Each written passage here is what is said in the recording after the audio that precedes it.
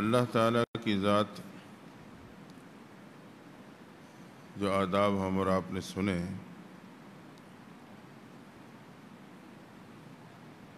وہاں یہ بات بھی ہے کہ اللہ کی ذات ازلی ہے، ہمارے اور آپ کی ذات ابدی ہے۔ یہ بھی ہمارے ذہنوں میں رہے۔ اللہ کی ذات ازلی ہے، وہ ازل سے تھی، ازل تک رہے گی، نہ اس کی ابتدا ہے نہ انتہا ہے۔ ہماری ذات ذات ابدی ہے، جو ابتدا میں تو نہیں تھی، اللہ نے وجود بخشا، لیکن اب یہ ابد الآباد تک باقی رہے گی۔ اب انسان نے ختم نہیں ہونا،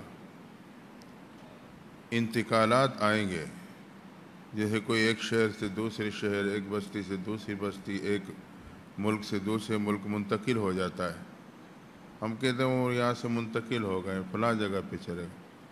اسی طرح انسان عالم الست سے چلا ہے، ماں کے پیٹ میں منتقل ہوا، وہاں سے دنیا کی زندگی میں منتقل ہوا، دنیا سے یہ قبر میں منتقل ہوگا، عالم برزخ میں، وہاں سے یہ میدان حشر میں منتقل کیا جائے گا۔ میدان حشر کے بعد مسلمان جنت میں اور کافر جہنم میں منتقل ہو جائیں گے۔ یہ ہمارا عقیدہ ہے کہ جنت بھی ہمیشہ کے لیے، جہنم بھی ہمیشہ کے لیے، لہذا جنتی بھی ہمیشہ کے لیے باقی رہیں گے، جہنمی بھی ہمیشہ کے لیے باقی رہیں گے۔ تو انسان نے اب ختم نہیں ہونا۔ یہ ہمارا آپ کا سفر ہے جو چل رہا ہے۔ تو اللہ کی ذات ذات ازلی ہے، ہمارے آپ کی ذات ذات ابدی ہے۔ تو اللہ کو واحد لا شریک مانے، نہ ذات میں کسی کو شریک کریں، نہ اس کی صفات میں کسی کو شریک کریں، اور اسے اسماء حسنہ کے ساتھ یاد کیا کریں۔ اچھے اچھے نام جو اللہ تعالیٰ کے ہیں، عام طور پہ قرآن مجید میں وہ پرنٹ ہوتے ہیں، ہم اسے وظیفے کے طور پہ بھی روزانہ پڑھ سکتے ہیں۔ روزانہ ہم ایک دفعہ پڑھیں اللہ تعالیٰ کے ناموں کو وظیفوں کے طور پہ، مجرب عمل ہے، دعائیں قبول ہوتی ہیں۔ تو اللہ تعالیٰ کو ان کے پیارے پیارے ناموں کے ساتھ یاد رکھیں، اس ذات کی عظمت، کبریائی، بڑھائی، اور جو عقائد ہیں کہ اللہ حاضر ناظر ہے، قادر مطلق ہے، مختار کل ہے، یہ وہی ذات ہے، مشکل کشا ہے، حاجت روا ہے، یہ بنیادی عقائد ہیں۔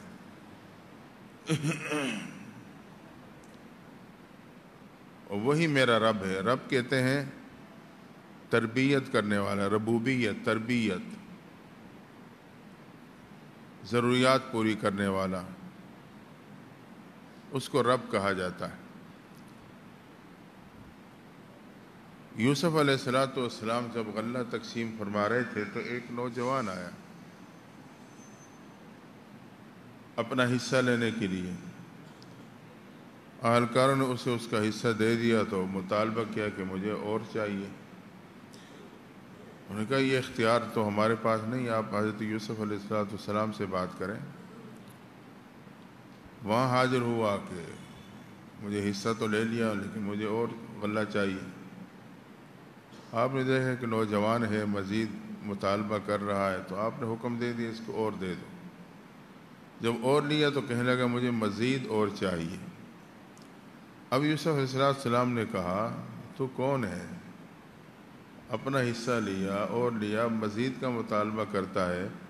نوجوان نے کہا یوسف علیہ السلام آپ اگر مجھے پہچان لوگے تو بغیر مطالبے کے مجھے اور غلہ دے دو گے۔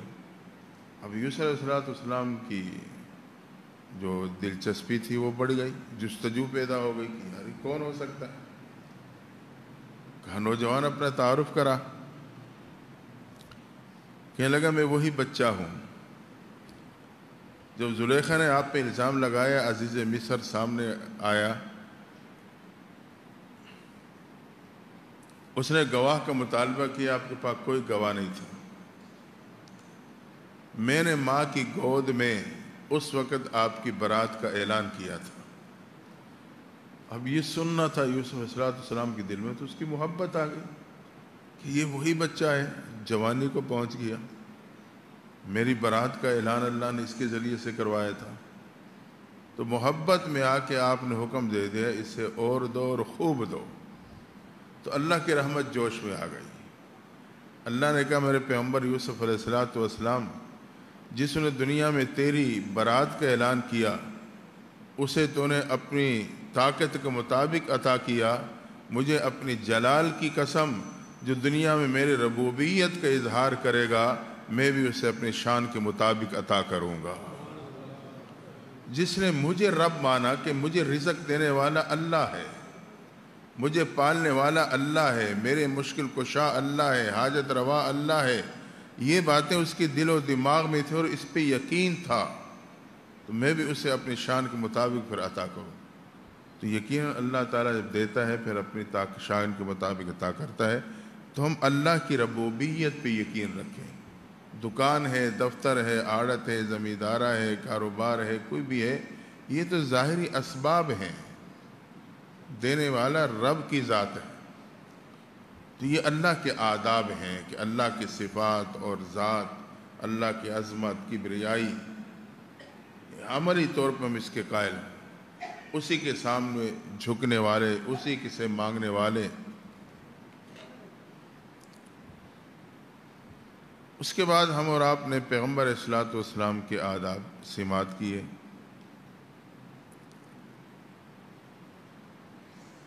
پیغمبر اصلاۃ والسلام کے آداب، ان کی مجلس میں بیٹھیں تو ادب و احترام کے ساتھ بیٹھیں۔ صحابہ فرماتے ہیں، صحابہ کے بارے میں آتا ہے کہ آپ جب حضور صلی اللہ علیہ وسلم کی مجلس میں ہوتے تو ایسے ساکت بیٹھتے تھے کہ پرندے سر پہ آ کے بیٹھ جایا کرتے تھے، یعنی ادب کا یہ مقام تھا۔ ہمتاً متوجہ ہو کے بیٹھے، ان کی آواز کے سامنے اپنی آواز کو بلند نہ کریں۔ حضرت امام مالک رحمۃ اللہ تعالیٰ فرماتے ہیں کہ یہ حکم ان کی زندگی میں بھی تھا اور ان کی دنیا سے پردہ فرمانے کے بعد بھی ہے۔ یہی وجہ ہے کہ لا ترفعوا اصواتکم فوق صوت النبی، یہ آیت آج بھی معاہدہ شریف کے سامنے لکھی ہوئی ہے، ان کے سامنے اپنی آواز بلند نہ کرنا۔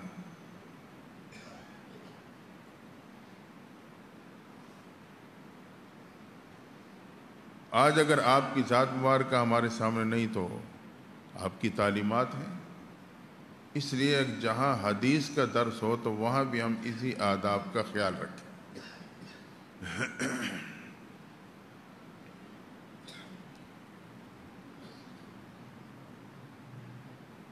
پیغمبر علیہ الصلاۃ والسلام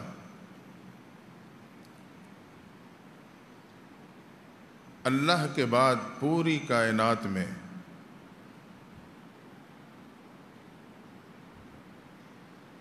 آپ کا مقام ہے۔ آپ انسان ہیں لیکن انسانوں جیسے نہیں، بشر ہیں لیکن بشر جیسے نہیں۔ آج کل تو آسانی سے کہہ دیا جاتا ہے نا، یہ جو دیوبندی ہے نا، یہ نعوذ باللہ حضور صلی اللہ علیہ وسلم کو اپنا جیسے مانتے ہیں۔ بھئی اپنا جیسا کون مانتا ہے؟ ہم بشر مانتے ہیں، افضل البشر۔ آپ کی ذات مبارکہ نور نہیں ہے، آپ کی ذات مبارکہ وہ بشر تھی، آپ کی صفات نوری ہیں۔ یہی وجہ ہے کہ شادیاں ہوئی ہیں، آپ کی اولاد ہوئی ہے، آپ کا خاندان ہے، آپ کے رشتہ دار ہیں، آپ کو زخم پہنچے ہیں، آپ کو بھوک اور پیاس لگی ہے، سارے بشری تقاضے ہیں نا۔ بشر ہیں لیکن عام بشر جیسے نہیں۔ یہی وجہ ہے کہ ہمارا پسینے سے بدبو آتی ہے، آپ کے پسینے سے خوشبو آتی تھی، لوگ اسے عطر کے طور پہ استعمال کرتے تھے۔ تو آپ کی جو خاصیات ہیں وہ ایسی ہیں جو کہ عام بشر میں نہیں پائی جا سکتی۔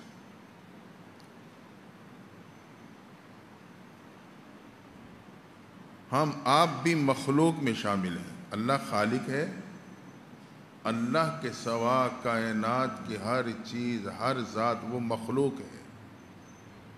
مخلوق میں سب سے افضل پھر آپ کی ذات ہے۔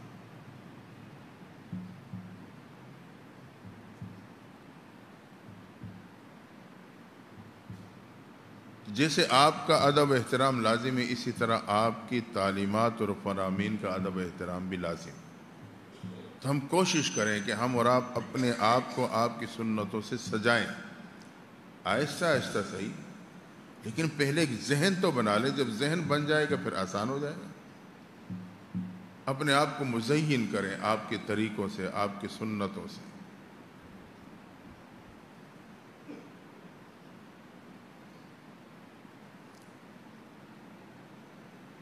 اور اپنے غمی خوشی کی تقریبات میں پیغمبر صلی اللہ علیہ وسلم کا طریقہ معلوم کریں، علماء سے پوچھیں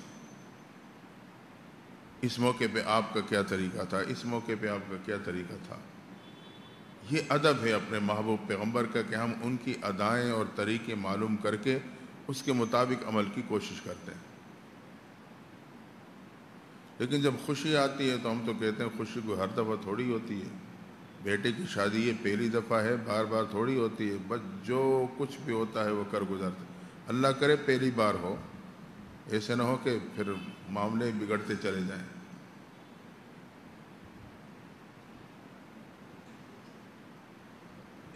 محلے میں ایک شادی ہوگی، ساری رات سارے محلے کو سر پہ اٹھا رکھا ہوگا، اپنی چار دیواروں میں کر لو جو کرنا ہے، نہیں باز آتے۔ پورے محلے میں اتنا شور کہ اگر کوئی بیمار ہے، کوئی دل کا مریض ہے، اس کی تکلیف بڑھ جائے، احساس نہیں۔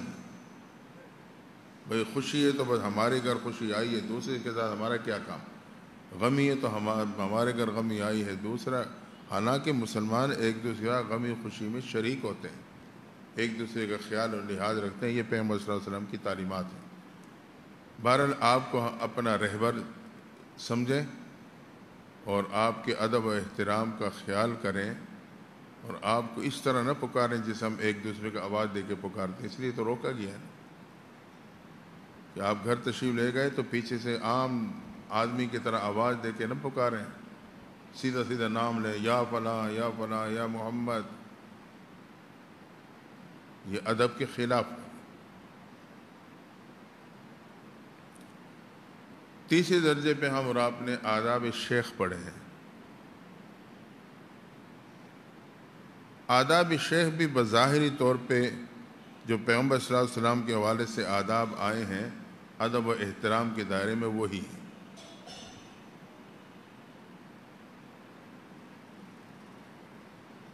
کیونکہ شیخ جو ہوتا ہے، مرشد جس کو ہم اور آپ کہتے ہیں، پیر کہتے ہیں۔ آج کل تو پیر کا لفظ ہی بدنام ہو چکا ہے، اسے غلط استعمال کیا جاتا ہے۔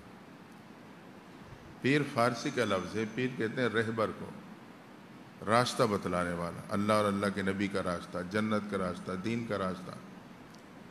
مجھے خود راستہ معلوم نہیں ہوگا تو میں آپ کو کیا بتاؤں گا؟ لیکن ہم نے لفظ پیر کو مخصوص کر لیا ہے تعویذ گنڈوں تک، اور پھر اس کا نتیجہ کیا نکلا کہ تعویذ گنڈوں والوں نے پیروں کی جگہ لے لی، کام چل پڑا۔ یہ عملیات الگ چیز ہیں، تصوف، سلوک، بیعت کا سلسلہ یہ الگ چیز ہے۔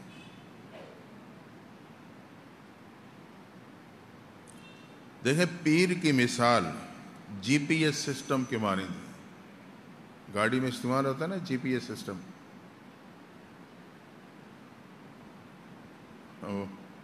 باہر زیادہ استعمال کرتے ہیں لوگ، یہاں تو کسی موقع پہ استعمال ہوتا ہے۔ سفر کر رہے تھے، ساتھی نے کہا وہ گوگل سے پتہ کر لو۔ میں کہا گوگل سے پتہ نہ کرو، آپ جی پی ایس، جی پیر صاحب، میں کہا پیر صاحب سے پتہ کرو۔ میں کہا پیر صاحب کون ہے؟ میں کہا جی پی ایس، جی پیر صاحب۔ میں نے کہا اس سے پوچھ لو، راستہ بتا دے گا آپ کو۔ تو پیر کی مثال جی پی ایس کے مانند ہے، وہ راستہ بتلاتا ہے، رہبری کرتا ہے، رہنمائی کرتا ہے۔ یہاں آپ نے سیدھا چلنا ہے، یہاں دائیں مڑنا ہے، یہاں بائیں مڑنا ہے، یہاں یو ٹرن لینا ہے، وہ رہبری کرے گا۔ اس کے بتلانے کے مطابق چلتے جاؤ گے، آپ کو آخر کر وہ منزل پہ پہنچا دے گا۔ تو پیر کی مراد تو اس سسٹم کے مانند ہے، رہبری کرنے والا، رہنمائی کرنے والا۔ بعض وہ اذہان جو تصوف سلوک سے موافقت نہیں رکھتے، وہ کہتے ہیں کہ پیر تو بس مسلمانوں کے پیر تو پیغمبر صلی اللہ علیہ وسلم ہی، دوسرے پیر کہاں سے آ گئے؟ اس میں کوئی شک نہیں کہ اصل رہبر ہمارے اور آپ کی وہ پیغمبر صلی اللہ علیہ وسلم کی ذات مبارکہ ہے، اصل رہبر وہی ہیں۔ لیکن ہم اور آپ اتنے کمزور ہیں کہ صبح جو ناشتہ کیا ہوتا ہے تو شام کو بھول جاتے ہیں، یار صبح ہم نے کس چیز سے ناشتہ کیا تھا۔ شام کا کھانا اگلے دن صبح ہمیں یاد نہیں ہوتا کہ رات کیا کھایا تھا۔ عمومی طور پہ یہ صورتحال ہے، میری تو اپنی یہی صورت ہے، بھول جاؤں، کچھ زیادہ سوچوں شاید پھر پتہ چل جائے، ذہن میں آ جائے۔ ہم تو شام کا کھانا بھول جاتے ہیں۔ تو پیغمبر صلی اللہ علیہ وسلم نے جو راستہ ہمیں اور آپ کو بتلایا ہے، اس پرفتن دور میں، اس غفلت کے دور میں کیا مجھے یاد رہے گا؟ تو غافل ہیں، کمزور لوگ ہیں، ہم وہ راستہ بھول جاتے ہیں، بھٹک جاتے ہیں، چلتے چلتے غلط سائٹ پہ مڑ جاتے ہیں، جو جہنم کی طرف جا رہا ہوتا ہے، گمراہی کی طرف جا رہا ہوتا ہے۔ پھر یہی رہبر ہوتے ہیں جو ان کے جانشین، جو مرشد، جو کہ شریعت کی ترتیب میں ہو، اصل مرشد کی جو صفات ہیں، وہی پھر ہمارے آپ کی رہنمائی کرتا ہے، بھئی ادھر نہیں مڑنا، یہ راستہ غلط ہے، ادھر جاؤ۔ اصل مرشد تو پیغمبر صلی اللہ علیہ وسلم کی ذات ہے۔ یہ ہمارے اور آپ کی کمزوری کی وجہ سے، بھول کی وجہ سے، غفلت کی وجہ سے اللہ نے ہمیں اور آپ کو ایک رہبر اپنے زمانے اور ماحول میں دے دیا، جس کی وجہ سے ہم اور آپ اس راستے پہ چلتے رہتے ہیں۔ اس میں کیا تقابل ہے؟ کوئی مسئلہ نہیں، بات سمجھنے کی ہے۔ اور اس دور میں جو انتہائی غفلت کا دور ہے، اس تعلق کی اہمیت اور بڑھ جاتی ہے، اور بڑھ جاتی ہے کہ ہم اور آپ کسی رہبر کی نگرانی میں اپنی زندگی گزاریں۔ دیکھیں جو لوگ بیعت نہیں ہوتے، اپنے طور پہ چل رہا ہے، بس ٹھیک ہے سلسلہ، ان کی مثال خود رو پودے کے مانند ہوتی ہے۔ خود رو پودے ہوتے ہیں نا، خود بخود اگاتے ہیں، اس کا کوئی مالی نہیں ہوتا، کوئی نگران نہیں ہوتا، کوئی کاٹ چھانٹ کرنے والا نہیں ہوتا۔ تو آپ سمجھتے ہیں کہ آہستہ آہستہ وہ خود رو پودے جھاڑیاں بن جاتی ہیں۔ جب جھاڑیاں بن جائے تو اس میں حشرات پیدا ہو جاتے ہیں۔ تو حشرات پیدا ہو جائیں تو پھر کوئی اس کے قریب نہیں جاتا، بھائی پہلے تو میرے کپڑے الجھ جائیں گے اس میں، نہیں تو اس میں کوئی حشرات ہوں گے مجھے نقصان دے دیں گے۔ جو کسی کی نگرانی میں، ترتیب میں، بیت میں آ کے اپنی زندگی گزارتا ہے، وہ خودرو پودا نہیں ہوتا، وہ ایک مالی کی نگرانی میں پل رہا اور پھول رہا ہوتا ہے۔ مالی جن پودوں کی نگرانی کرتا ہے نا، تو وہ اس کی صفائی بھی کرتا ہے، کبھی کبھی اس کی کاٹ چھانٹ بھی کرتا ہے۔ اگر کوئی کسی طرح ایک شاخ بڑھ رہی ہے جو اس کی خوبصورتی میں کمی پیدا کر رہی ہے، اسے کاٹ دیتا ہے۔ تو ہم یہ برداشت بھی رکھیں، ہماری کاٹ چھانٹ بھی ہو سکتی ہے، اس میں بھلائی میری ہے کہ میرے حسن میں اضافہ ہو جائے۔ وہ اسے وقت پہ پانی دے گا، اس کی نگرانی کرے گا، تو آخر کار کیا ہوتا ہے، وہ پودے اتنے خوبصورت ہو جاتے ہیں کہ لوگ انہیں باغیچے میں سجاتے ہیں، گملوں میں سجاتے ہیں۔ اس لیے اس دور میں ہم اور آپ خود رو پودے نہ بنیں۔ ایک مالی کی نگرانی میں جب ہم اپنی جوانی، اپنی زندگی، اپنے معاملات اسے گزاریں گے تو یقین ہم خوبصورت لگیں گے، اچھے لگیں گے، با اخلاق بنیں گے، با کردار بنیں گے۔ تو اس دور میں اس تعلق کی اہمیت اور بڑھ جاتی۔ تو مرشد سے تعلق پوچھ پوچھ کے چلیں، رہنمائی لیں، شریعت کی رہنمائی۔ یاد رکھنا، پیر جو ہوتا ہے نا، مرشد، یہ انسان کو انسان بناتا ہے، جانور نہیں بناتا۔ آپ حیران ہوں گے، میں نے خود اپنے کانوں سے سنا ہے، آپ کے اس ملتان میں کئی سال پہلے کی بات ہے۔ میرا ایک درس تھا، بیان تھا، ہمارے پروفیسر ابوالکلام صاحب ہیں، ان کا کوئی کورس مکمل ہوا تھا تو انہوں نے بیان کے لیے بلایا تھا ایک مسجد میں. جب میں بیان کی گرمیوں کا موسم تھا، صحن میں بیٹھا تو میں نے کوئی آوازیں سنی جیسے انسان کتوں کی آوازیں نکالتا ہے نا. تو بیان شروع کرنے سے پہلے میں نے پوچھا، میں کہا یہ آوازیں کس چیز کی؟ انہوں نے کہا جی وہ دروازے سے باہر یوں آپ دیکھو گے نا سامنے وہاں کناتیں لگی ہوئی ہیں. یہاں اب جو لفظ عام استعمال ہوتا ہے سمجھانے کے لیے وہی استعمال کرنا پڑ رہا ہے. یہاں پیر صاحب ہیں، شیشے والے پیر صاحب، تو ان کی مجلس ہو رہی ہے، پروگرام ہو رہا ہے. تو میں نے کہا پھر یہ جو وہ ترتیب یہ ہے کہ سارے جو مرید آئے بیٹھے ہیں نا وہ ہاتھ بھی زمین پہ رکھتے ہیں، کتے کی طرح آگے بڑھتے ہیں اور ہاؤ ہاؤ کہتے ہوئے مرشد کے قدموں تک پہنچتے ہیں. ہاؤ ہاؤ کہتے ہیں ہم مرشد کے کتے ہیں، ہم مرشد کے کتے ہیں، پاؤں چوم کے واپس آ جاتے ہیں. میں نے کہا انا للہ و انا الیہ راجعون. یہ آپ کے ملتان میں آپ کے خانوال کے کئی نوجوان اس چیز کا شکار ہیں. وجہ پتہ ہے کیا ہے؟ عملیات ہیں، عملیات ہیں. ہم نے پیر صاحب بنا لیا، پیر صاحب بن گئے. بھائی اگر عملیات پہ جانا ہے تو عیسائی اور ہندو میرے اور آپ سے زیادہ ماہر ہیں عملیات میں. تو رہبری وہاں سے لو جو دین کی رہبری کرے، جو ہمیں اللہ اور اللہ کے نبی کے راستہ بتلائے اور اس پہ مجھے اور آپ کو چلائے. ایسی جگہ پہ تعلق جوڑو نا. لیکن معاملہ پتہ کیا ہے؟ معاملہ یہ ہے کہ صرف یہ ایک تعلق تھا جو صرف آخرت کے لیے باقی تھا، باقی جتنے تعلقات تھے وہ دنیا کے لیے تھے. ہم نے اس پیری مریدی کے تعلق کو بھی دنیا کے لیے استعمال کرنا شروع کر دیا. ہم تو وہاں بیت ہوں گے جہاں کا تعویذ چلے گا، بس ہمیں راتوں رات ہمارا کام بن جائے گا اور پتہ نہیں کیا ہوگا وہ ہوگا. عجیب عجیب خواب دیکھتے پھرتے ہیں. یہ تعلق تو اس لیے ہوتا ہے کہ اس تعلق کی وجہ سے میرا رب کے ساتھ تعلق مضبوط ہو جائے. اس کا بنیادی مقصد تو یہ ہے. بہرحال مرشد کا ادب و احترام، اسے ادب کے الفاظ سے پکارنا بجائے اس کے کہ سیدھا نام لے کے پکاریں. عام طور پہ حضرت جی کے دیا جاتا ہے، اس میں احترام بھی ہے، سب کچھ ہے.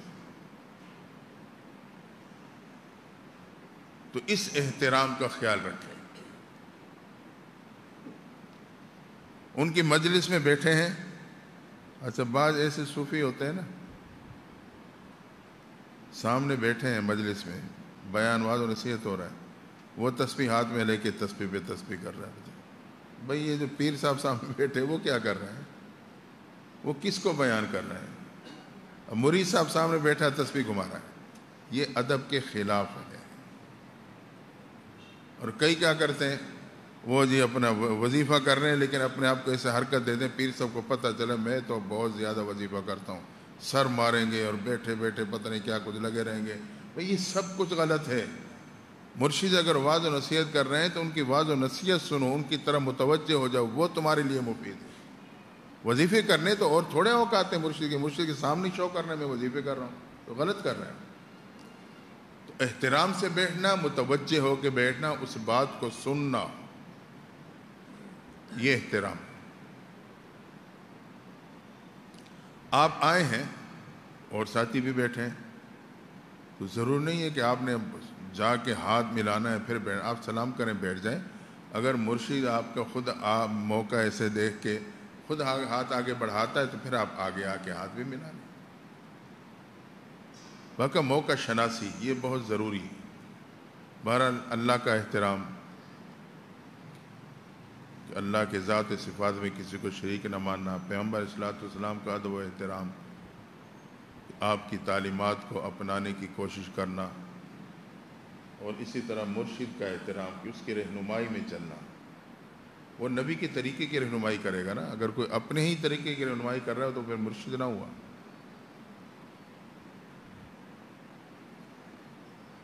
اسی طرح والدین کا احترام. وَبِالْوَالِدَيْنِ إِحْسَانًا. اللہ نے اپنے حق کے بعد ماں باپ کے حق کو بیان کیا ہے، اپنی شکر کے بعد ماں باپ کی شکر کو ادا لانے کو بیان کیا. ماں باپ کا احترام کریں جہاں تک ہو سکے۔ ایک بات اس میں آئی ہے لیکن وہ اس کی وضاحت نہیں ہے، میں اس کی وضاحت کروں کہ ماں باپ اگر کہیں تو اپنی خوبصورت بیوی جس سے آپ کی محبت ہے اسے طلاق دو تو طلاق دے دو، ایسا نہیں ہے۔ اس کا مطلب یہ ہے کہ اگر کسی شرعی عذر کی بنیاد پہ یہ بات کی جائے تو پھر آپ اس پہ عمل کر سکتے ہیں۔ اگر کوئی شرعی عذر نہیں ہے، آپ طلاق دے رہے ہو تو آپ تو ظالم بن جاؤ گے۔ کیوں طلاق دے رہے ہو؟ اس کی زندگی تباہ کر رہے ہو۔ بغیر کسی شرعی عذر کے یہ ذاتی رنجش کی وجہ سے آپ طلاق دو گے تو آپ ظالم کہلاؤ گے۔ یہ کوئی معمولی باتیں نہیں ہیں۔ اس کا مطلب یہ ہے کہ ایک شرعی عذر ہے، اللہ نہ کرے کہنے سمجھانے کے باوجود وہ غلط کاریوں سے نہیں رک رہی، یا اور اس قسم کے کوئی معاملات ہیں جو بالکل اوپن ہو چکے ہیں، سمجھانے کے بعد میں معاملہ نہیں ٹل رہا، وہاں اگر ایسے حالات میں ماں باپ کہتے ہیں چھوڑ دو چھوڑ دو، شرعی عذر نہیں ہے تو آپ چھوڑو گے، طلاق دو گے، آپ بہت بڑے ظالم بن جاؤ گے۔ لا طاعت المخلوق فی معصیت الخالق، حدیث میں آتا ہے کسی مخلوق کی اتباع آپ پہ لازم نہیں ہے اللہ تعالیٰ کی نافرمانی میں۔ ایسا عمل جس میں اللہ کی شریعت کی نافرمانی ہو، آپ کہیں جی فلاں نے جو کہا ہے، ماں نے جو کہا ہے دودھ نہیں بخشے گی، اگر اس میں شریعت کی مخالفت ہے تو پھر آپ ماں کی بھی نہیں مانو گے۔ لا طاعت المخلوق فی معصیت الخالق، کسی مخلوق کی اتباع پہ لازم نہیں ہے اللہ کی مخالفت میں۔ لیکن یہاں پھر ہم اپنی مرضی کے معنی نکالتے پھرتے ہیں۔ بہرحال ماں باپ کا احترام کریں، زیادہ مقام ماں کا ہے۔ دیکھیں باپ ادب میں مقدم ہے، ماں خدمت میں مقدم ہے۔ یہی وجہ ہے اگر والد آ جائے تو ہم پیندے کی طرف، ہم سر کی طرف بھی بیٹھے ہیں تو ہم پیندے کی طرف آ جاتے ہیں، والد کو سر کی طرف بٹھاتے ہیں۔ ماں آ جائے تو وہ پیندے کی طرف بھی بیٹھ جاتی ہے، ہم بیٹھے رہتے ہیں۔ ادب میں باپ کا مقام زیادہ ہے اور خدمت میں ماں کا مقام زیادہ ہے، کیونکہ ماں نے اس سے پہلے تو جگر کا خون پلایا ہے پیٹ میں، پھر اسے دودھ پلایا ہے 2-2.5 سال، اس کا حق بڑھ جاتا۔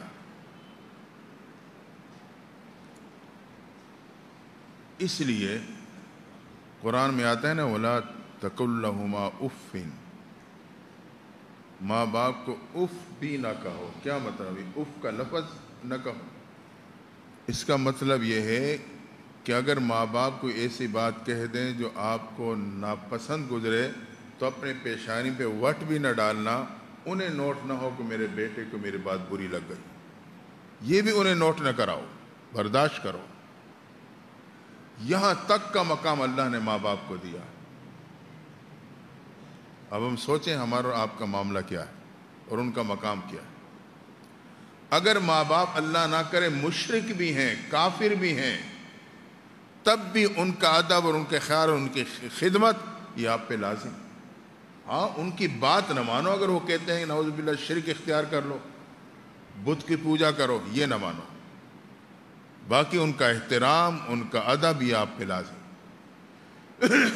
کیونکہ وہ آپ کے وجود کا ذریعہ بنے،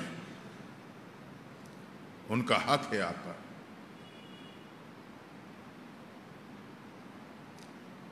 باپ کا مقام یہاں تک ہے، حدیث میں آتا ہے پیغمبر صلی اللہ علیہ وسلم نے فرمایا کہ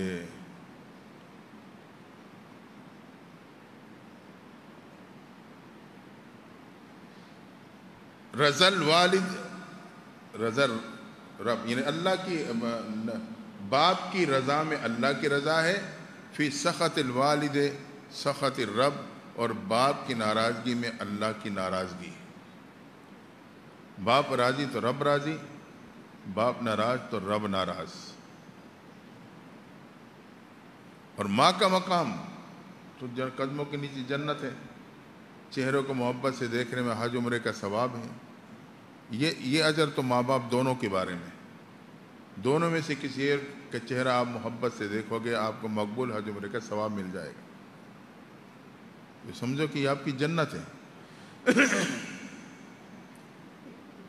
تلخی سے بات نہ کرے، ترش لہجے سے نہ بولیں، اور ایسے چہرے سے نہ دیکھیں کہ ہمارے چہرے پہ وٹ ہو، غصے کے آثار ہوں. غصے بھری نظر ماں باپ کے چہرے پہ نہ ڈالیں. اگر غصے میں ہیں تو نگاہیں دیوار پہ ڈال دیں، ماں باپ کے چہرے پہ نہ پڑنے دیں، تاکہ ہماری طرف سے انہیں سکون پہنچے کسی نہ کسی طرح. آج حقیقت یہ ہے، حالات بہت ہی عجیب. ایک بوڑھا باپ کئی دفعہ میرے پاس آیا.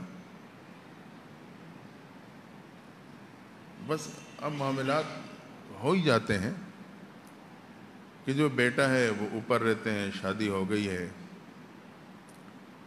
بس کوئی وہ بیوی اور اس کی ماں کی آپس میں کوئی بات اس طرح ہو گئی، وہ ہمارے سے بولتا نہیں. ہم سلام کرتے ہیں، ہمیں سلام کا جواب نہیں دیتا. کہ وہ جب آتا ہے تو ہم سامنے بیٹھے ہوتے ہیں، وہ خاموشی سیدھا اوپر چلے جاتا ہے بیگم کے پاس. نہ ہمیں دیکھتا ہے، نہ ہمیں ہمارے سلام کا جواب دیتا ہے. آپ بتائیں وہ لمحات بوڑھے ماں باپ پہ کیسے گزرتے ہوں گے؟ نوجوان اولاد کبھی نہیں سوچتی.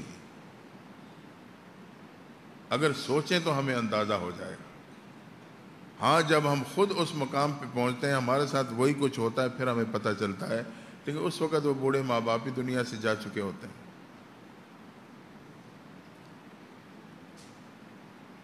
وہ کہتے ہیں ایک باپ تھا، بوڑھا تھا، نظر بھی کمزور ہو گئی. وہ پرندہ سامنے بیٹھا تھا، بیٹے سے کہا بیٹا یہ کیا ہے؟ اس نے کہا جی یہ فلاں پرندہ ہے. پھر پوچھے بیٹا یہ کیا ہے؟ سنائی بھی پوری سری دیتا تھا، ذہنی طور پہ بھی. 3 دفعہ پوچھا تو بیٹا غصے میں آ گیا. اب وہ کہا تو ہے آپ کو یہ فلاں چیز ہے. پھر جب بیٹا غصے میں آیا تو باپ نے کہا بیٹا تو چھوٹا تھا، اتنی عمر تھی تیری، بچپنا تھا، اسی صحن میں اسی جگہ پہ میں تجھے لے کے بیٹھا تھا، سامنے ایک کوا آ کے بیٹھ گیا.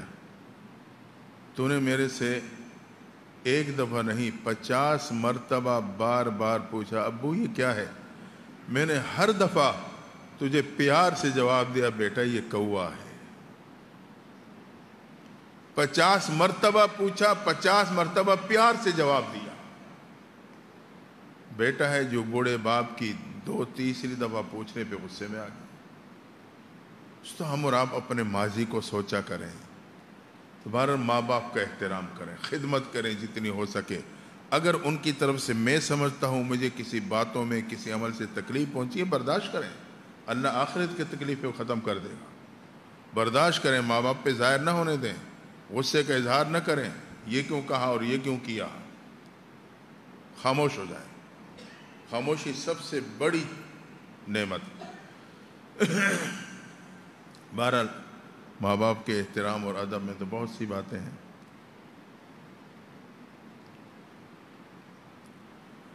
آج کی اولاد یہ سمجھتی ہے کہ یہ جو ماں باپ ہیں نا یہ اولاد کو بھول جاتے ہیں. یہ غلط سوچ ہے. میں یوں کہوں گا کہ یہ آج کی اولاد کی اپنی بھول ہے کہ ماں باپ بھول جاتے ہیں. ماں باپ اولاد کو بھلانے پہ بھی نہیں بھلاتے. دیکھیں کائنات میں 2 ہستیاں ہیں صرف جو بھلانے پہ بھی نہیں بھلاتی. ایک اللہ کی ہستی ہے، ایک اماں کی ہستی.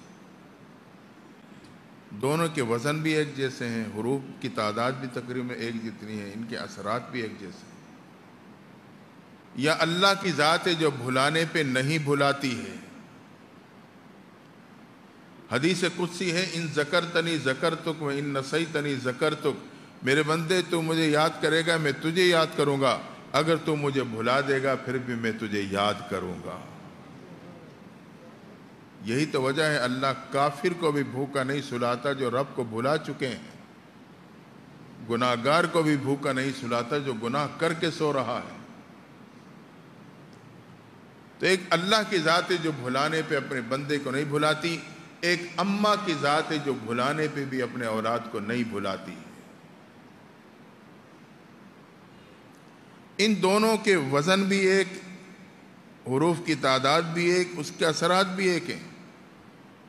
فیصل آباد الائٹ اسپتال میں جب ہماری والدہ بیمار تھی، وہاں داخل تھیں، آخری ایام تھے.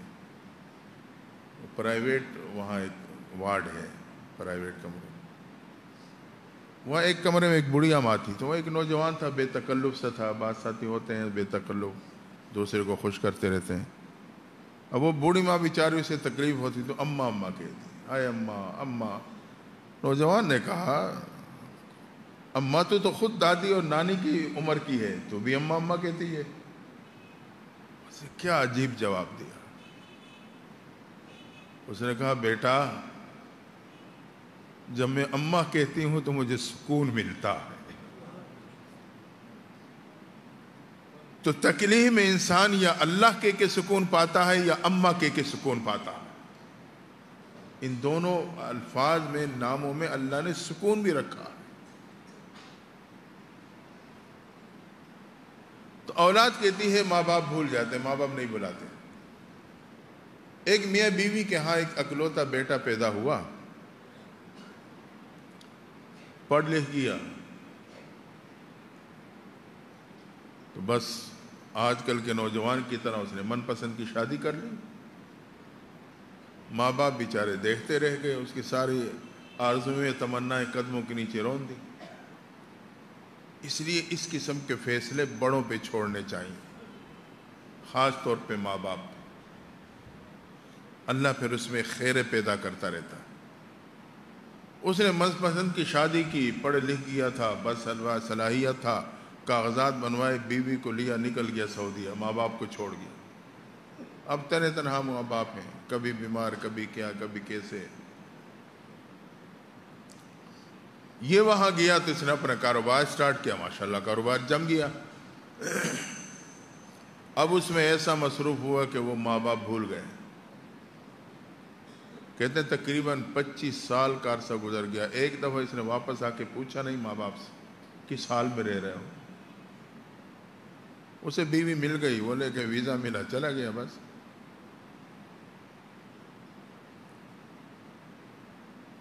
طواف کر رہا ہے، ایک عالم پہ نظر پڑ گئی. وہ عالم ربانی ہے، اللہ کا نیک بندہ ہے. یہ بھی پیچھے پیچھے طواف میں تھا. اس نے ذہن میں بات بٹھا لی جب طواف مکمل ہوگا آج میں دل کی بات ان سے کہوں گا. طواف مکمل ہو تو یہ قریب گیا کہ حضرت میں پاکستان کا رہنے والا ہوں، اتنے عرصے سے یہاں ہوں، میں ایک دل کی بات آپ سے کہنا چاہتا ہوں. بیٹا کہو کیا بات. کہنے لگے جی مجھے یہاں 25 سال ہو چکے ہیں، حج عمرے سب کچھ وقتاً فوقتاً کرتا رہا ہوں، طواف بھی کبھی کبھی آ جاتا ہوں. اب بھی آپ کے پیچھے پیچھے طواف میں تھا. میرے ساتھ ایک عجیب سا معاملہ ہے. جب بھی میں طواف کے لیے حجر اسود پہ آتا ہوں، استلام کر کے آگے بڑھنے لگتا ہوں، میرے کانوں سے ایک آواز ٹکراتی ہے کہ تیری حاضری قبول نہیں ہے. تو میں تڑپ جاتا ہوں، سوچتا ہوں کہ اس در کو چھوڑوں تو کس در پہ جاؤں. میرے تو کوئی اور در ہی نہیں، اللہ نے بنایا ہی نہیں. تو اس کے باوجود پھر اپنا عمل مکمل کر کے چلا جاتا ہوں. اللہ والوں نے کچھ دیر سوچا تو ایک حدیث مبارک ان کے سامنے آئی، اس میں انہوں نے جواب دی. انہوں نے کہا بیٹا پیغمبر صلی اللہ علیہ وسلم ایک موقع پہ صحابہ کے ساتھ خانہ کعبہ کے طواف فرما رہے تھے. اچانک خانہ کعبہ کو مخاطب ہو گئے. طواف کرتے ہو آپ سینہ نہیں پھیریں گے، چہرہ پھیر سکتے ہیں. خانہ کعبہ کو مخاطب ہوئے، فرمائے کعبہ یقیناً تو بڑی حرمتوں والا ہے، بڑی عزتوں والا ہے، لیکن ایک ایمان والے کی حرمت اور عزت تیرے سے بھی بڑھ کر ہے. یہ کہہ کے اس عالم دین نے کہا بیٹا لگتا ہے تو کسی کا دل توڑ کے آیا ہے. یہ سننا تھا. نوجوان کو اپنی ماضی کی کہانی یاد آ گئی. کسی کا دل کیا، اپنے ماں باپ کے دل توڑ کے بیٹھا ہوں جو اب بڑھاپے کو پہنچ چکے ہوں گے. میں تو ان کا دل توڑ کے بیٹھا ہوں. اس نے وہی ذہن بنا لے کہ اب میں جاؤں گا، خیر خبر لوں گا. خیر کاغذات بنوائے، ویزا لیا، پاکستان ایئرپورٹ سے اپنے شہر سے اپنی بستی کی سٹاپ پہ پہنچا تو 25 سال میں نقشے بدل چکے تھے. نہیں اندازہ ماں باپ کو کس چار دیوار میں چھوڑ کے گیا تھا.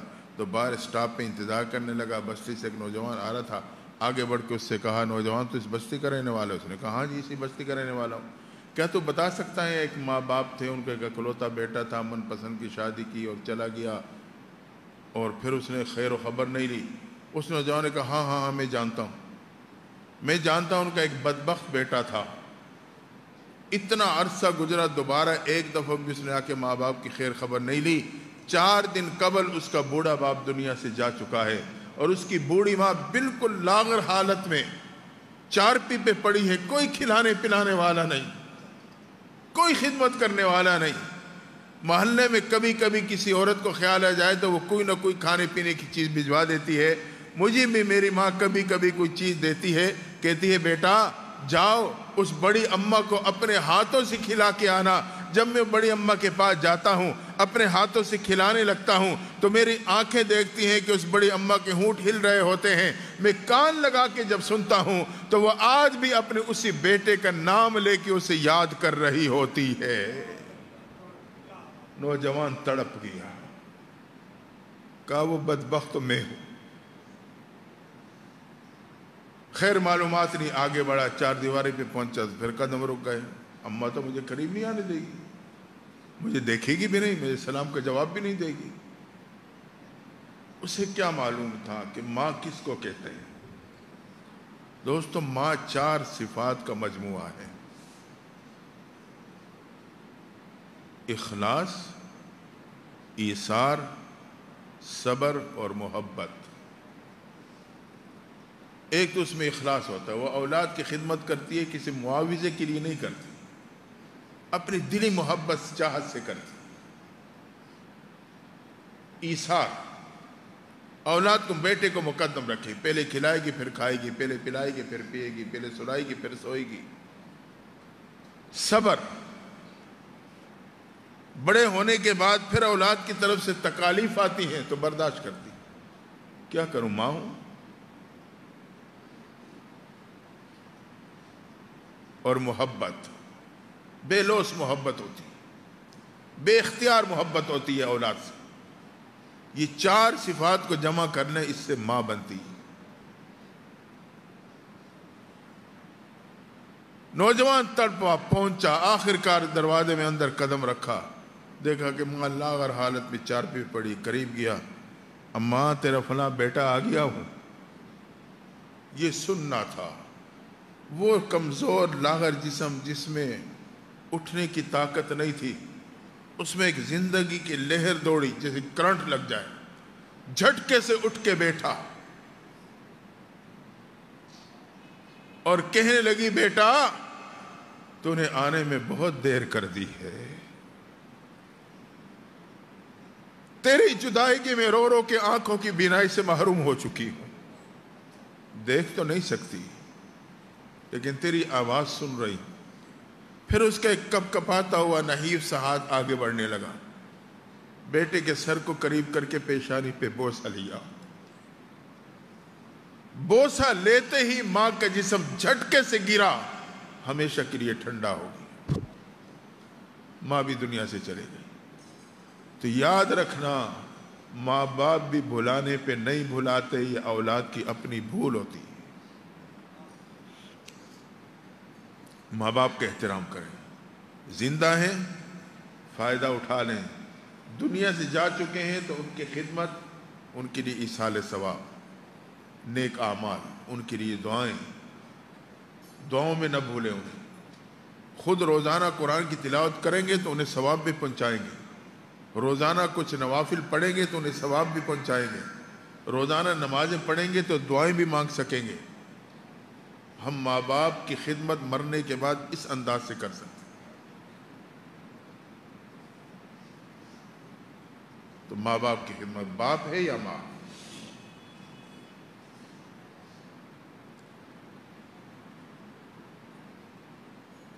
اگلی بات،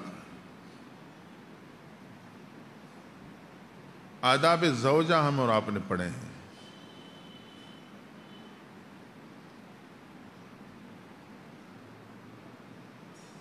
بیوی کے آداب، بیوی کے حقوق،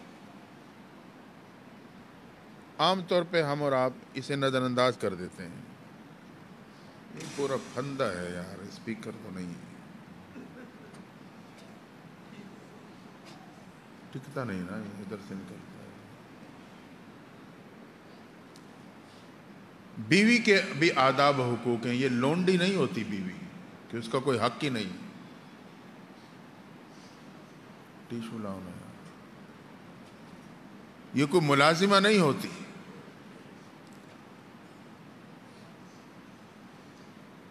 بیوی اپنا حق رکھتی ہے۔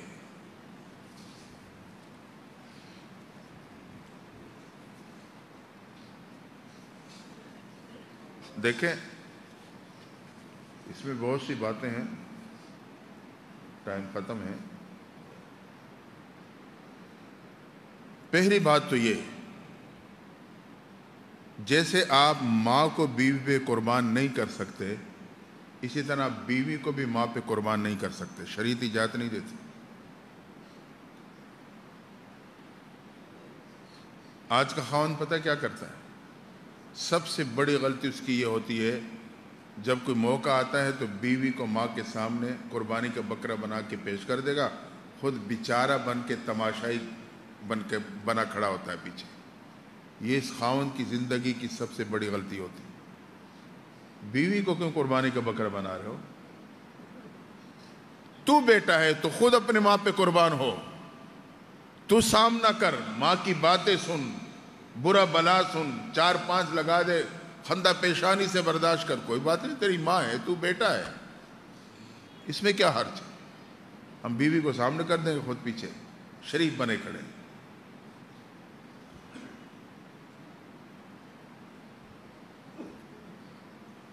تو نہ ماں کو قربان کر سکتے ہو، نہ بیوی کو قربان کر سکتے ہو۔ ماں باپ کے حقوق تو مسلم ہیں نا، بیوی کے بھی حقوق ہیں۔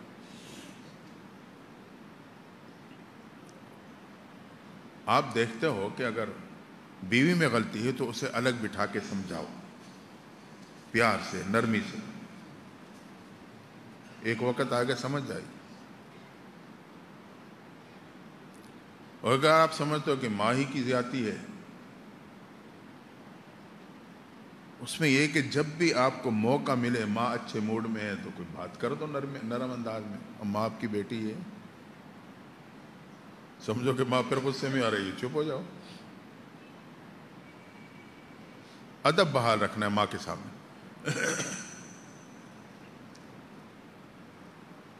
تو بیوی کے حقوق کا بھی ہم نے خیال کرنا ہے، اسے بھی یوں قربانی کے بکرے نہیں بنانا۔ دیکھیں ایک بڑی عجیب بات آپ کو بتلاؤں، کچھ باتیں ایسی ہیں کہ قدرت فطرت کی زبان میں خاوند کو پیغام دیتی۔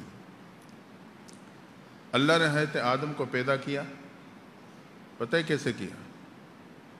مٹی سے ڈھانچہ بنوایا، پھر اپنے حکم سے اس میں روح پھونکی، حضرت آدم کو زندگی مل گئی۔ یہ آدم علیہ السلام کی تخلیق ہے، دفعتاً ایک ہی دفعہ پیدا ہوئے، زندہ ہوئے۔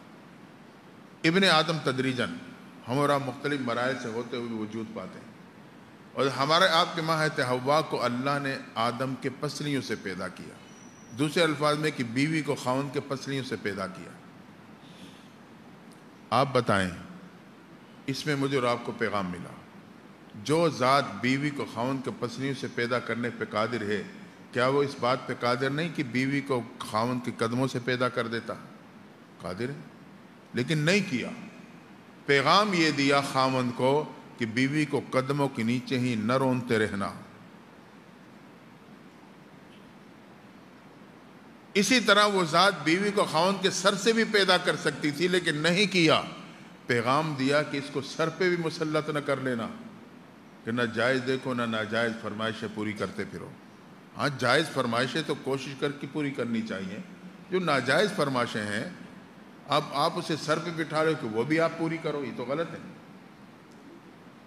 بھئی جتنے حلال کمائی ہے اس کے دائرے میں تو آپ چل رہے ہیں، لیکن وہ آپ کو مجبور کر دے حرام کمانے پر کہ اس کی چاہتیں آپ پوری کر سکو، یہ غلط ہے، یہ ہے سر پہ بٹھانا۔ بعض خاوند کہتے ہیں ہاں دیکھو خواجہ صاحب نے یہ بھی تو کہا تھا سر پہ نہ بٹھانا، وہ اس کا مطلب اپنی مرضی کا نکالتے ہیں، اس کا مطلب نکالتے کہ سر پہ نہیں بٹھانا، مطلب ہی کہ قدموں پہ نیچے رون دینا، نہیں، اس کا مطلب یہ ہے کہ جائز فرمائشیں تو پوری کرو حتی الوسع، لیکن ناجائز کا معاملہ جب آئے تو وہاں رک جاؤ. اگر وہ بھی پورا کرو گے تو یوں سمجھو آپ نے اس کو سر پہ مسلط کر لیا. تو اللہ نے قدموں سے نہیں پیدا کیا، بتلا دیا قدموں کے نیچے نہ روندنا. سر پہ نہیں پیدا کیا، بتلا دیا سر پہ مسلط نہ کرنا. پسلیوں سے پیدا کر کے پیغام دیا خاوند کو کہ اس کو اپنے دل کے قریب رکھنا، کیونکہ دل کے قریب جسم کا جو حصہ سب سے زیادہ قریب ہے وہ پسلیاں. تو میں اس کو دل کے قریب رکھنا. آج ہم کیا کرتے ہیں؟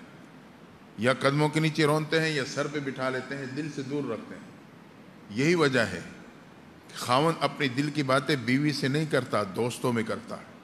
بیوی اپنی دل کی باتیں خاوند سے نہیں کہہ سکتی، سہیلیوں میں کرتی ہے.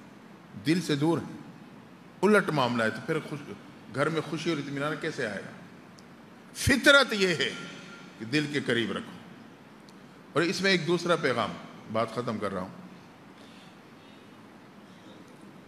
پسلیوں سے پیدا کر کے بتلا دیا. پسلیاں ٹیڑھی ہیں یا سیدھی ہیں؟ ٹیڑھی ہیں نا. اگر یہ سیدھی ہوتی چوڑی بری لگتی نا، سائڈوں پہ چپتی بھی. معلوم ہو کہ پسلیوں کے ٹیڑھے پن میں حسن ہے. پسلیوں کے ٹیڑھے پن میں حسن ہے. اللہ نے عورت کی ذات میں ٹیڑھا پن رکھا ہے، لیکن اسی میں اس کا حسن ہے.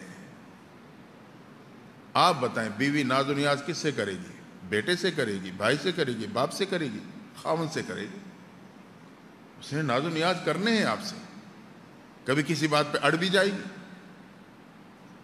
کبھی اونچا بھی بول لے گی. ہم منہ بنا کے کہیں کہ نخرے نہ کر، چل دفعہ ہو جا، یہ اخلاق ہے؟ نہیں، یہ بیوی کا حق نہیں ہے.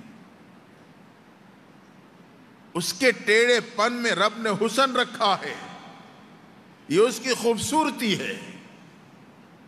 ہم اس کو اس مثبت انداز سے لیں، پیار سے سمجھا دیں، پیار سے بتا دیں، یا جو بات میں پوری کر سکتا ہوں اسے پورا کر دیں. تو کبھی وہ اڑی بھی کر لے گی، غصہ بھی ہو جائے گی، ناراض ہو کے اٹھ کے چلی جائے گی. اب میں وہیں سے انا کا مسئلہ بنا لوں. اچھا اب یہ منہ بنا کے اٹھ کے گئی ہے، جب تک خود یہ میرے پاؤں میں ناک نہیں رگڑے گی تو میں نے بھی اس سے نہیں بولنا. اس کو خاوند نہیں کہتے. الرجال قوامون علی النساء. خاوند تو وہ ہوتا ہے جو بیوی کا بوجھ بھی اپنے کندھوں پہ اٹھاتا ہے، جزائے کہ ہم اپنا بوجھ اس کے کندھوں پہ ڈالنے کی کوشش کرتے ہیں. تو اس کے ٹیڑھے پن میں حسن ہے، ہم اسے انجوائے کریں. ایک تعلق ہے، محبت ہے. وہ نفرت کی بنیاد پہ اس نے بات نہیں کی. اس نے نفرت کے بنیاد پہ کسی کام سے انکار نہیں کیا. محبت رکھتی ہے، لیکن ناز و نیاز ہے خاوند سے ہی کرنے اس میں. تو ہم اس پیغام کو بھی سمجھیے. قدرت فطرت کی زبان میں مجھے آپ کو بتا رہا ہے. بہرحال اگر ہم اور آپ آداب کا خیال رکھیں گے تو ہماری زندگی میں سکون آئے گا، پیار ملے گا، اطمینان پیدا ہوگا. تو ہم اور آپ آداب سیکھیں، سمجھیں اور اس کے مطابق اپنی زندگی کو گزاریں. دعا ہے اللہ تعالی ہم سب کو عمل کی توفیق عطا فرمائے. اللہم صلی علی سیدنا محمد وعلی آل سیدنا محمد وبارک وسلم. یا اللہ ہم سب کی حاضری قبول فرما، سنت سنانے کو قبول فرما. اللہ ہمیں عمل کی توفیق عطا فرما. یا اللہ ہم سب پہ رحم و کرم کا معاملہ فرما. اللہ کمزور ہے، کمزوری کا اقرار کرتے ہیں. یا اللہ تو کرم فرما دے، اللہ تو رحم فرما دے. یا اللہ ہر قسم کے پریشانیوں سے، آفات و بلیات، تنگ دستیوں، بیماریوں سے محفوظ فرما. اللہ ہمارے اس اعتکاف کے عمل کو قبولیت عطا فرما.